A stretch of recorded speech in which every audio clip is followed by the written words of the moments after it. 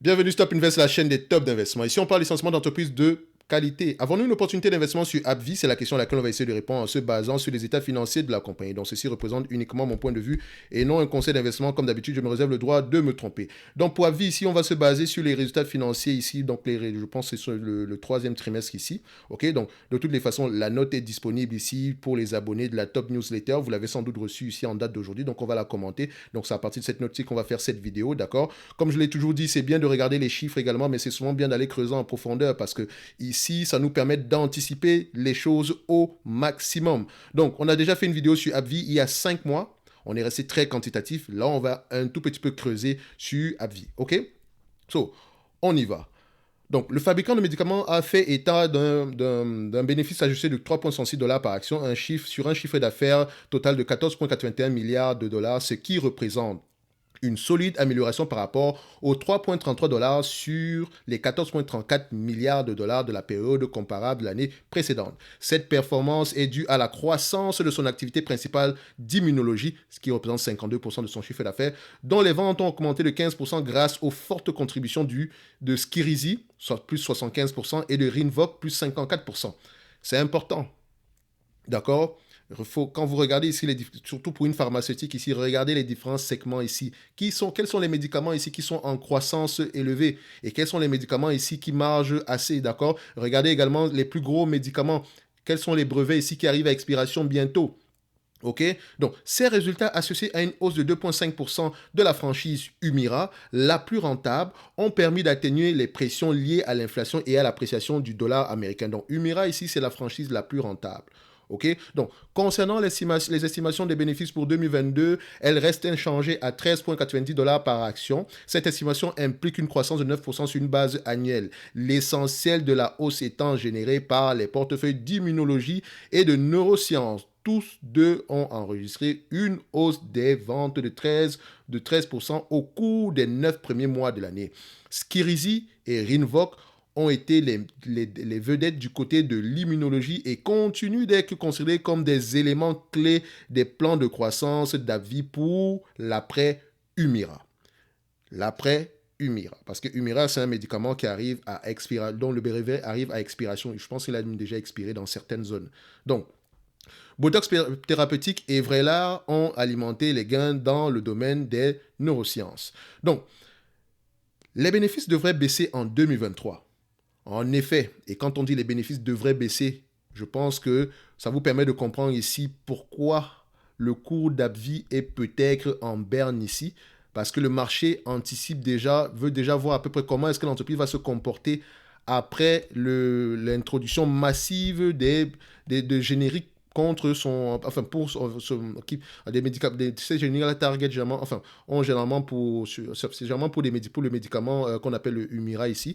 Donc, elle a quand même connu une certaine hausse ici. Donc, quand on l'a analysé dernièrement, je pense qu'on était encore plus bas que ça. Donc, c'est assez intéressant ici. Mais ça reste ici à 21 fois les bénéfices pour une entreprise qui est censée être, entre parenthèses, en croissance ici.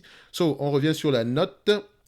Alors, les bénéfices devraient baisser en 2023. En effet, les facteurs inflationnistes devraient peser sur les performances au cours des prochains trimestres, notamment dans le secteur de la médecine esthétique qui tend à être plus discrétionnaire par nature. La concurrence accrue des biosimilaires contre Humira devrait également entraîner une érosion significative des ventes en 2023 et ça peut baisser très très vite.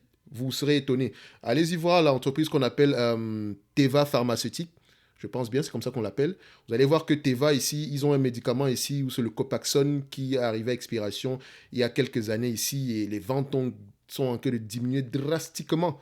Donc, quand vous êtes une compagnie pharmaceutique, vaut mieux avoir plusieurs médicaments ici, vaut mieux avoir toujours des médicaments sur les starting blocks. Donc, il faut toujours avoir au moins deux ou au moins un blockbuster qui pourrait vous permettre ici de vous maintenir. C'est pour ça, par exemple, que les entreprises comme Moderna, c'est un peu compliqué parce que l'après-Moderna, comment est-ce qu'on fait, même s'il semble-t-il qu'il y a de bonnes nouvelles actuellement. Mais moi, je n'aime pas les compagnies pharmaceutiques. Je préfère les vendeurs ici de matériel dans le domaine pharmaceutique ou bien les distributeurs. Ou bien encore, les distributeurs. Ou bien encore les opérateurs dans les hôpitaux ici. Mais n'oubliez pas également quelque chose. Aux États-Unis, il y a de plus en plus de pression au niveau du prix de la baisse de la réduction du coût des médicaments. Il faut savoir que les médicaments spécialisés ici aux États-Unis coûtent extrêmement cher. Pourtant, dans le reste du monde, pour le même médicament, on a souvent des prix vraiment 50% moins élevés qu'aux États-Unis. Donc faites attention. Si le gouvernement américain commence à mettre de la pression dessus, ça pourrait changer très, très, très, très, très vite. OK? So, c'est quelque chose également à voir. C'est un risque potentiel. D'accord? Il ne faut pas le négliger du tout. OK? Donc, la concurrence avec les groupes biosimilaires devrait impacter les ventes ici de Humira d'ici 2023, bien qu'elle ait été durement touchée par des génériques moins chers à l'étranger ces dernières années. Cette franchise représente toujours près de 40% du chiffre d'affaires de la société. Donc, les génériques sont déjà en place, mais elles représentent toujours 40% du chiffre d'affaires de la compagnie. Il faut savoir que les biosimilaires, c'est un peu plus compliqué de faire concurrence, mais petit à petit, ça vient. D'accord? So, cette franchise, ok, on a déjà lu ça ici. Donc, certes, AbbVie s'est bien préparé à l'ère post-Humira en procédant à des acquisitions et en poursuivant le développement de nouveaux actifs comme le Skyrizi et le Rinvoq. N'allez pas me demander à quoi ça sert ici, mais il sera difficile de compenser entièrement l'impact des génériques l'année prochaine. En 2023, le bénéfice devrait baisser aux alentours de 12 $ par action. D'accord? So, l'impact est uniquement dû à la baisse ici, à la pression au niveau la pression au niveau de la concurrence pour le médicament Humira. OK? So, maintenant, pour ceux qui possèdent du AbbVie, j'espère que vous êtes au courant de cette situation-là. Comment est-ce que vous devez vous préparer en regardant ici qu'est-ce que le management est en train de faire et en vous posant les questions à savoir est-ce que le Rinvoq et le Skyrizi, ainsi que les médicaments qui sont des starting blocks ici, ont le potentiel de pouvoir remplacer complètement Humira. Parce qu'on parle ici de remplacer complètement. Est-ce que le segment ici des neurosciences, ici notamment avec le Botox, etc., est-ce qu'ils vont pouvoir s'en sortir à ce niveau-là? Est-ce que ce segment-là va toujours continuer à bien performer? C'est la question qu'il faut qu'on se pose. OK? Moi, ici, c'est un segment que je n'aime pas du tout. Je n'aime pas, comme je vous l'ai dit tantôt, je préfère ici les vendeurs de médicaments ou bien ceux qui vendent ici, voilà, les consommables. On va les appeler comme ça. Pourquoi? Parce que c'est un segment plus safe. On en a besoin de toutes les façons. On n'a rien à voir ici avec la fin des brevets ou des choses comme ça. Non, pas du tout. Donc, pour AbbVie ici, je pense qu'on va quand même attendre les résultats financiers du 4e trimestre ici afin de pouvoir se faire un avis sur l'évaluation ici. Mais bon, on a déjà une idée générale ici. Si vous prenez cette entreprise, disons je prends un exemple grosso modo bêtement comme ça sans prendre en considération la dette ici à 20 fois les bénéfices, on a 240 $ potentiel l'action pour l'année prochaine. En date d'aujourd'hui, AbbVie cote à combien? On cote à 161. On est déjà ici à un niveau assez élevé. Maintenant, est-ce qu'il y aura un potentiel de croissance par rapport aux nouveaux médicaments ici? Point d'interrogation. Quel est le potentiel ici en termes de chiffre d'affaires et de marge pour les nouveaux médicaments, le Rinvoq ou bien le Skyrizi? Je pense que c'est comme ça qu'on appelle ça.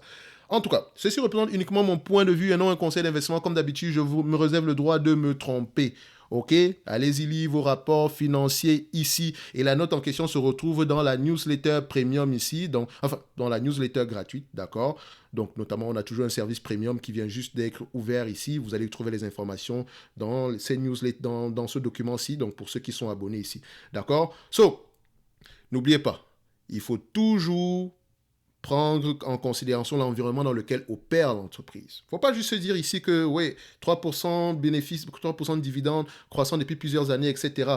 Je ne dis pas que ce dividende va diminuer. Donc, encore il faut dire que AbbVie ici, voilà, AbbVie ici a prouvé par le passé qu'ils peuvent continuer à sortir des blockbusters. D'accord, ils l'ont prouvé. Mais maintenant, il faut quand même toujours être prudent avec ce genre de compagnie. Donc, de toute façon, la méfiance, voilà, la confiance n'exclut pas la méfiance, ok? So, ne faites pas également confiance à tout ce que je vous raconte ici aujourd'hui. Méfiez-vous dans le sens où vous-même, vous devez aller faire vos propres recherches complémentaires de votre côté, ok? Ne mâchez pas tout. Ici, c'est juste un outil d'aide à la décision, d'accord? Parce que même dans ces lectures-là, je peux me tromper également, d'accord? Et ce n'est pas exclu, d'accord? Donc, au moins, je me réserve le droit de le faire, parce que c'est mon temps. Donc, on va se donner rendez-vous sur la prochaine vidéo. D'ici là, portez-vous bien. Merci.